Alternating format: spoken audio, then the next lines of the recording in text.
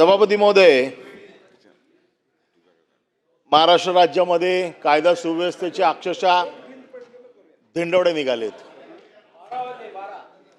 इतकी वाईट परिस्थिती कायदा सुव्यवस्थेची आज झालेली आहे आणि या कायदा सुव्यवस्थेच्या परिस्थितीवरती तर एक वेगळी चर्चा होईलच या सभागृहामध्ये, परंतु जे वारीची परंपरा आहे या महाराष्ट्राला आणि अति प्राचीन परंपरा आहे ज्या महाराष्ट्रामध्ये जो महाराष्ट्र वारीसाठी ओळखला जातो, ज्या छोटा छोटा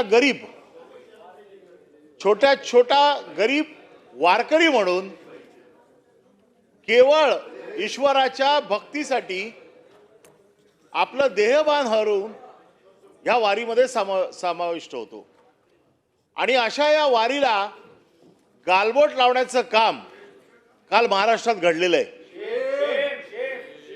ह्या कोयता गँगचा हैदोस असा सुरू आहे की आता ते वारकऱ्यांपर्यंत येऊन पोहोचलेत। काय चाललंय काय महाराष्ट्रात मी बाकी सगळ्यांना समजू शकतो, श्रीमंतांना लुटतायत, बिल्डरना लुटतायत, गँगवॉर मध्ये एकमेकांचे बळी घेतायत, राजकीय बळी होत आहेत, सगळं मान्य आहे, त्याच्यावरती चर्चा होईलच। पण वारकऱ्यांवरती ज्या वेळेला हल्ला होतोय, वारीला जाणाऱ्या लोकांवरती हल्ला होतोय आणि त्याच्या बाबतीमध्ये त्याच्या बाबतीत कुठली अजून कारवाई झालेली नाहीये।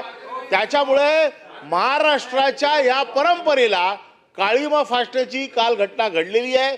महाराष्ट्राच्या या परंपरेवरती घाला घालण्याचं काम चालू आहे।